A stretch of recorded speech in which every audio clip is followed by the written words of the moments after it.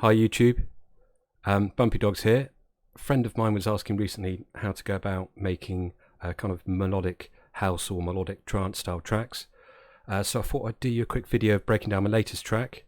Quick disclaimer, I only wrote it over the weekend, so it's not polished, hasn't been mixed properly yet, but let's just give it a quick listen. We'll go from the breakdown.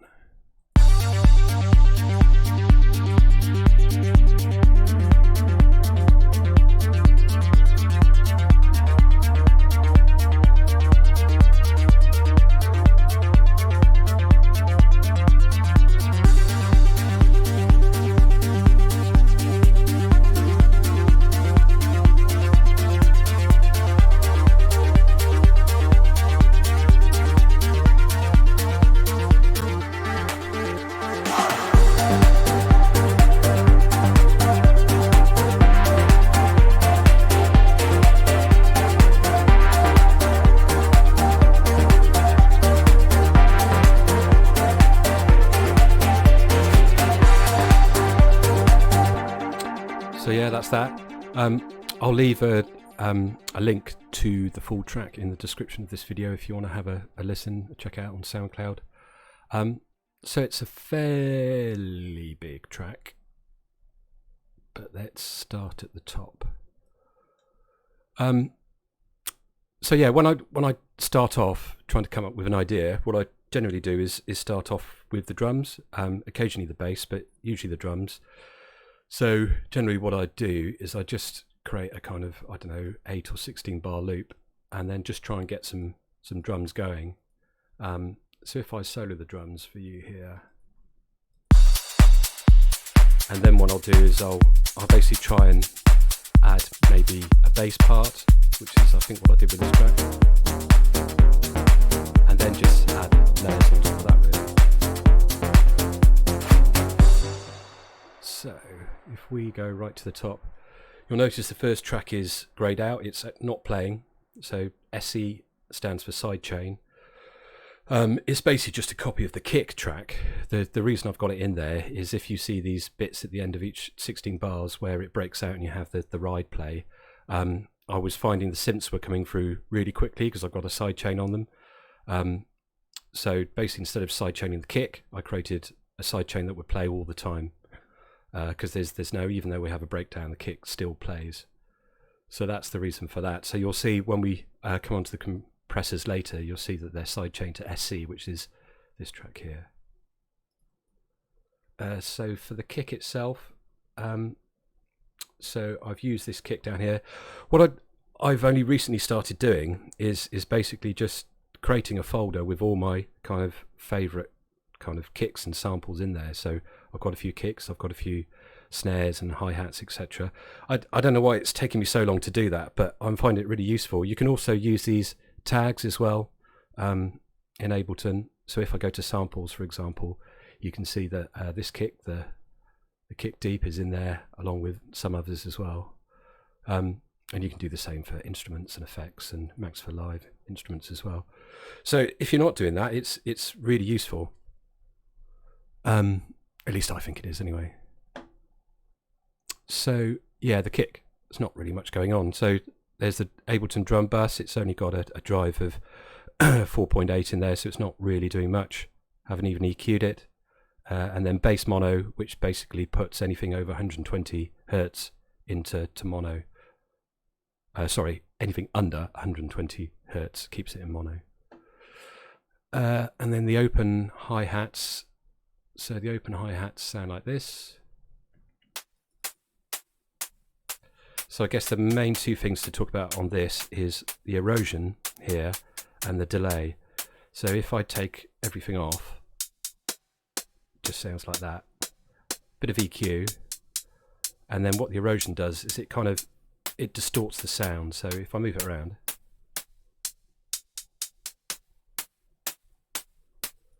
you can see it just, in this case, it kind of it softens the sound a bit. And then the delay, what this is doing is this is the house effect. So what you do is you put the dry wet up to 100%, feedback down to nothing, and then have a delay between the left and right channel of just, I don't know, anything between about 4 and 15 milliseconds. and it gives a kind of more of a stereo image. So that if we take that off and we play that track, and then if we stick it on, hopefully you can hear that's kind of pushed it out to the side somewhat. So yeah, so if I play it without the erosion, for example, in the whole track, and then I'll switch it.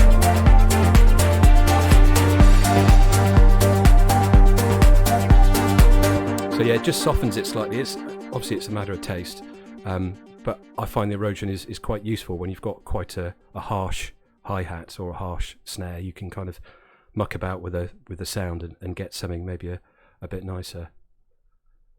So that's that. The shaker. So the shaker is just a sample. I think it's one that I use quite a lot. It's got a little bit of EQ in there, and then the compressor is, as you can see, it's side chained to the sidechain track. Sounds like this. So if I take that sidechain off, there's not much going on. You can see it's hardly registering, but gives it a bit more groove.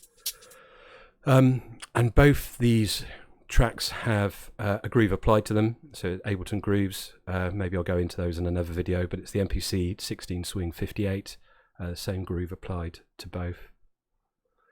I think I've only applied it to the shakers and hi-hats. I don't think I've done it with anything else in the track. Generally with the grooves I try and do it to the stuff with high frequencies. So that's that. So the snare group,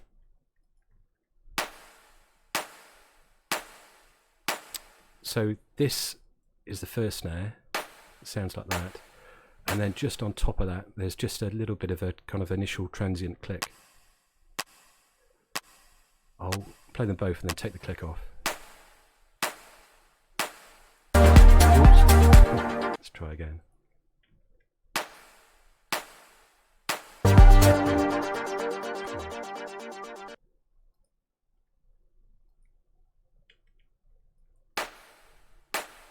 So that's without, and that's with. It's quite subtle. And then on the snare track itself, just a bit of EQ, bit of Valhalla vintage verb. Again, something I've been doing relatively recently is when you've got samples, rather than just playing them default from the beginning, just muck about with where the sample starts and where the sample stops. It sounds quite elementary, and it probably is, but it's something that's kind of opened up kind of new ways of creating sound really to me. So if we just play it by itself, and if I were to drag that across, you can see it's much more impactful there, or you can go down and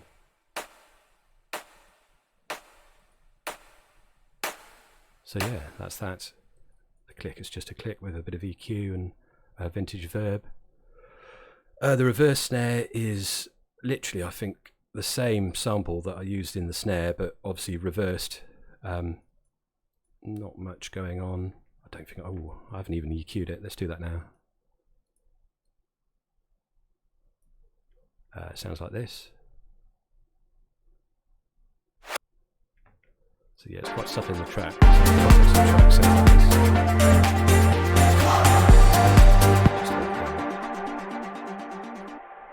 909 ride. So the ride has got the house effect delay on it again, bit of EQ, and that's it. I don't think most of this is automated, so I generally add a utility to the end of each track just so I can automate the gain. So at the end I've kind of turned it down, and you'll see that on a lot of the tracks. And that's that. Drum fill, again, just EQ to take the bass out. Sounds like this. So that was just a sample, just with a bit of verb on there. Hats was again just a sample. Sounds like that. So here's the track with and without.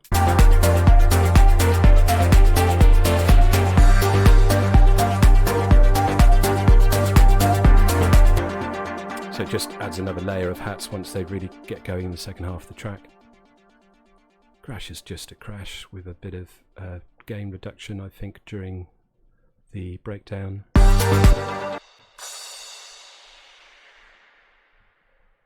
Probably with a bit too much reverb on there, to be honest.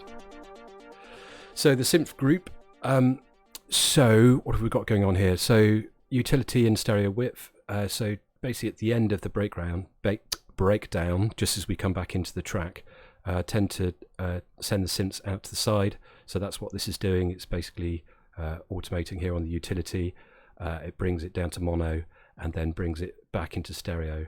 And then in conjunction with that, I've got an auto filter, which is just taking off the bottom bit of the bass frequencies, again, just before you come back into the track. So that gives it kind of an effect of kind of going a bit up and into the distance. And then we've also got on there this reverb effect. So if we play it, and then the effect of all of it sounds like this.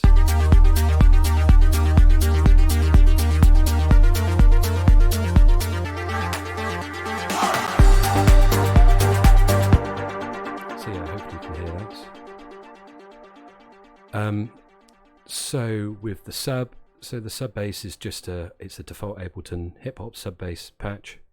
I don't know why I had echo on there. Maybe I was mucking about with different sounds. So quite a severe EQ, bass mono, and then a compressor on there as well. It sounds like this.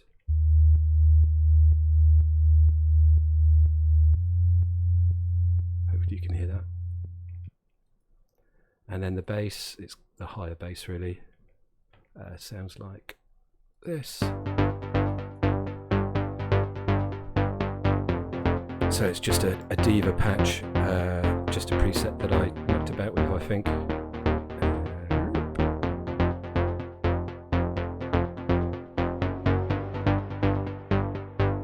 Yeah, I don't think I've changed it much. And then it's just got echo ball in it.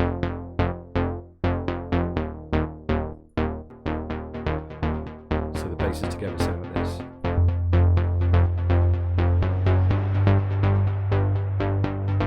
So that's that. And then the first of the pad sounds. So this was another diva patch. Again with a bit of Valhalla vintage verb on it. Trying to push it out to the sides with width. And the EQ, I think I was just trying to tame the high frequencies because I think I've got another strings pad on top of that. So it did sound like that. So the strings pad, I've got the same EQ on the strings. I don't know what I was doing there then. So again, out to the sides, even more out to the sides this time. This is Spitfire Labs. So yeah, which as I mentioned in another video is free. Highly recommend it. So that track is just playing, I think it's the same note really. Well, it's G, which the track is in, and then D4.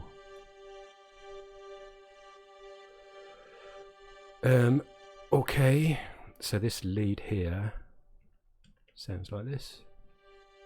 Oops. Oh, we've missed some tracks out. Let's go down to this one. Yeah, so this is just it's the same note repeating really. Another diva patch with a bit of multi-band compression on it. Just something from Sound Toys effect rack, gives it a bit of delay and echo, and a bit of EQ. And then this synth. Oh, so this is quite interesting. This one. So I was trying to come up with a kind of sequence of notes or an arpeggio that sounded decent, and I couldn't. So actually, let's go to this one, which uses the same effect. So what I ended up doing is, if you look here, this is just literally a simple note. So it's basically the G, which is the key of the track, and then I've added this chord effect on there, and I mucked about basically with shifting those to like a third and a seventh, a tenth, etc. Added in the Ableton arpeggiator, and the style is random. So basically I just mucked about with this until I heard something that I liked really. So from just a single kind of MIDI note, you get that, which is quite nice, I think. So it's a diva patch, but there's quite a lot going on with the processing. So if I take these off. So that wasn't standing out in the track because there was quite a lot of high frequency. So I put on a multi-band compression and then a really severe auto filter with a high resonance, which kind of gives it that slightly kind of back in the mix sound. A tiny bit of saturation, and then an EQ. So yeah, a lot of this stuff is just experimenting really, and just getting used to the Ableton tools and just seeing what sounds you can come up with. And this is similar. It's just I've got quite a lot of automation. So I've automated the frequency modulation depth on the Diva patch here. You can hear when it goes up, kind of. Yeah, it sounds a bit like opening up the cutoff.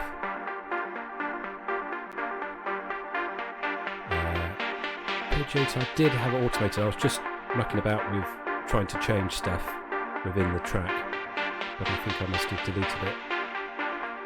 And then it's just gain at the end, so it kind of faded away.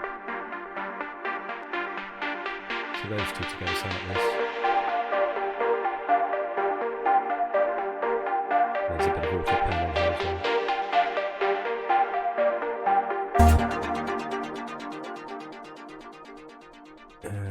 So this is another Diva patch.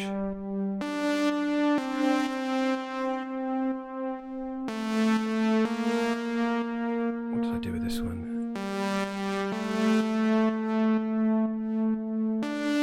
Yeah, I can't remember exactly how I changed the patch. I think maybe I increased the attack because I think the initial patch was coming in quite slowly, which sounded nice, but it kind of it didn't sound right in the context of the track. And that's it. Gain automation, the daft ARP, which comes in here.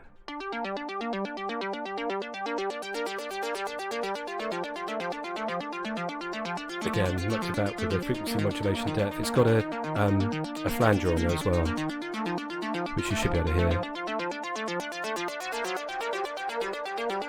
And a bit of compression. And that's that.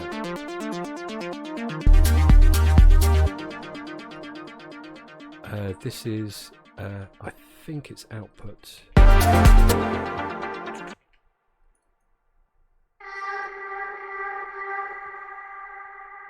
Yeah, so I spent ages trying to find some good vocal samples that I could kind of cut up and mix and reverse and play around with, and in the end I just gave up and went with XL because it's really good at doing that kind of thing. This buzz is just a sample. Oh, actually I said it's a sample, it's not, it's from Anna 2. Acid Sweep it's called. And then the trance lead. So this is an Anna 2 patch, but it's got this trance gate on it, so if I take that off, and this trance gate just, yeah, it's got several different defaults in there, or you can make your own.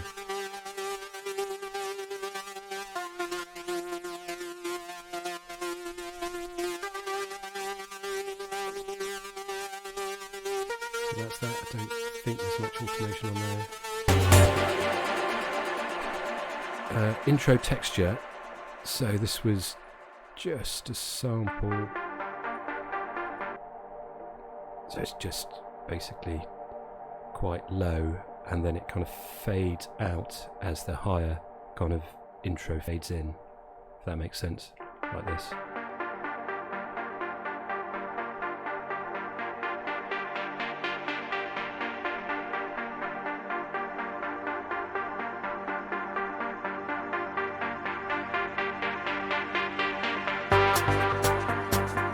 I'm not 100% happy with the intro. I think it probably needs quite a bit of work, but there you go. And it's got quite a severe EQ on there. Just a standard white noise riser with sidechain compression and a bit of vintage verb. And then, yeah, just a vocal sample.